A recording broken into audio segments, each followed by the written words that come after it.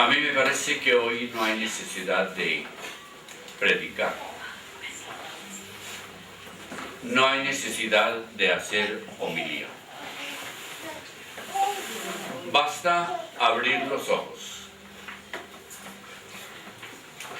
y dejar que la mente divague. Y que divagando, cada uno encuentra en su mente y en su corazón todos los motivos para festejar, agradecer al Altísimo y abrazar a este hombre que desde hace 50 años es el predicador de la Buena Nueva, ese que inició una marcha con muchos que recibieron el llamado. Bueno, ante todo, Raúl y yo nos conocimos el 30 de enero de 1943, día que ingresamos al seminario. Raúl tiene una memoria fabulosa para sus compañeros, porque en ese tiempo entramos 110 ese año. Desde ahí se asomó al camino que abrió Monseñor Miguel Ángel Builes en una casa de camino de arrieros llamada Contento, y que de su vieja estructura solamente conservó su nombre, pero en el corazón de los casi niños que abrazaban el Evangelio.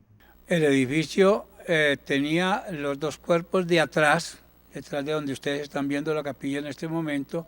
Donde está la capilla en este momento había un edificio de 2 pisos de madera que fue el primero que se construyó en 1928, después de la famosa Casa de Contento. Y los seminaristas del menor vivíamos del lado y allá de la capilla, y los seminaristas del mayor vivían al lado de acá de la capilla. Este edificio que estoy señalando con mi mano izquierda lo acababan de terminar de hacer, estaba en obra negra, pero para ese año del 43 estrenamos este edificio. La capilla fue el 3er piso, las piezas de los superiores el 2º piso, y el comedor para 300 muchachos que nos ajustamos ese año en el menor era aquí en el piso de abajo.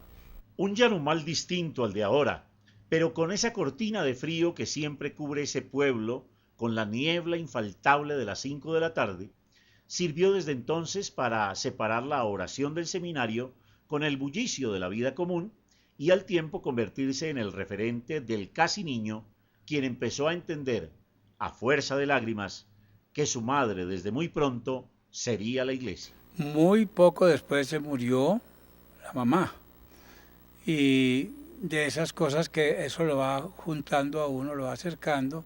Seguimos siendo muy buenos compañeros, tanto en estudio como fuera de estudio. En esa semana en que mi mamá se murió, yo estaba enferma también donde mi abuela. Entonces a mí no me tocó la llegada del padre Raúl cuando la muerte de mi mamá. La mamá Pachita se había ido. El papá Jesús, con su talante educador, sus finas maneras y su liderazgo, se hizo cargo.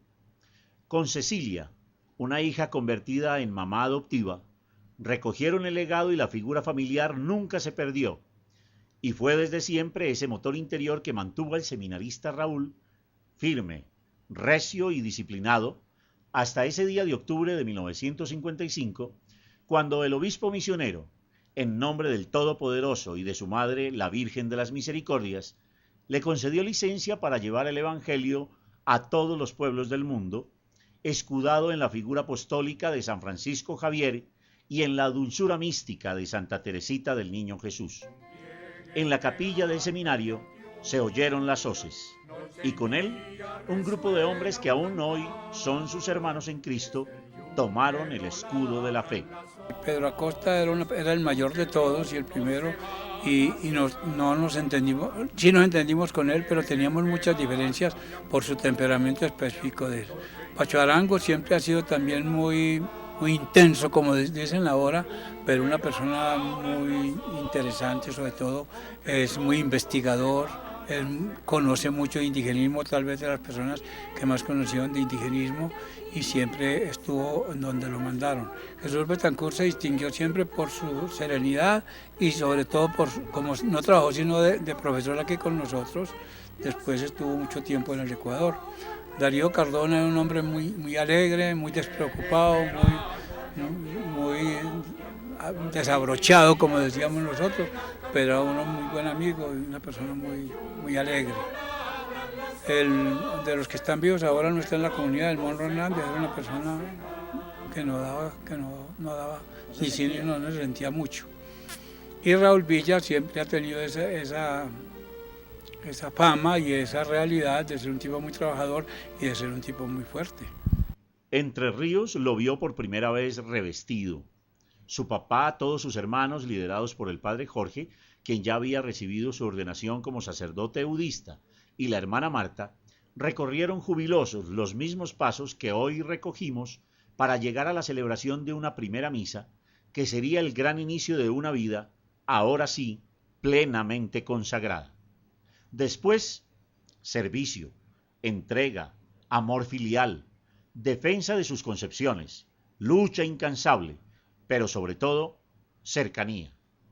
Porque el padre Raúl en la misión, al lado de los más débiles, en el seminario, al lado de sus hermanos sacerdotes, en cargos desde los más humildes hasta los de alta responsabilidad, o cerca de los señores obispos o en familia, siempre ha sido ese hombre cercano que nunca ha estado más tiempo del que debe en ninguna parte, que jamás pidió un llamado, que no escogió un trabajo, que no buscó elogios, que no claudicó en sus principios, pero que desde el abrazo de los más pobres hasta el casi supremo de un santo, disfruta de su sacerdocio.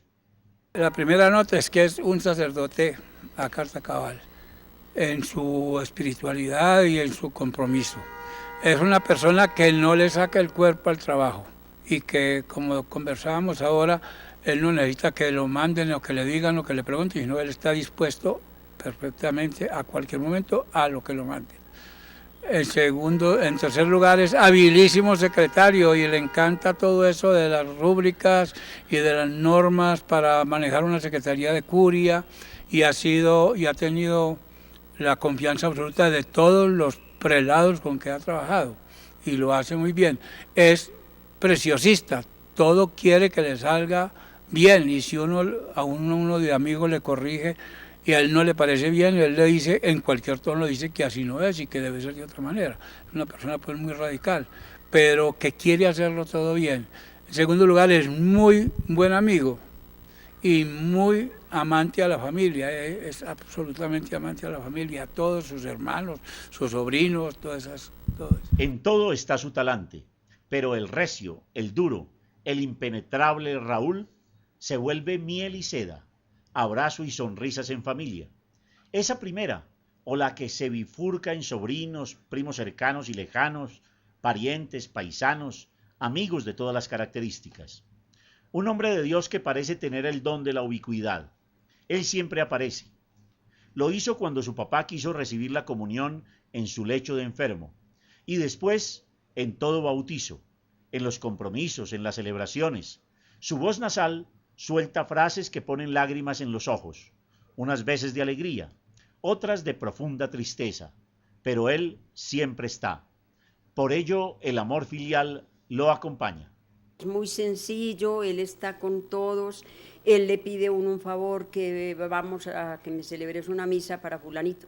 No pregunta ni quién, ni cómo, ni cuándo, si tiene plata, no tiene plata, si es muy amigo, no es muy amigo, vamos a la hora que sea. Su imagen ha cambiado, su espíritu no.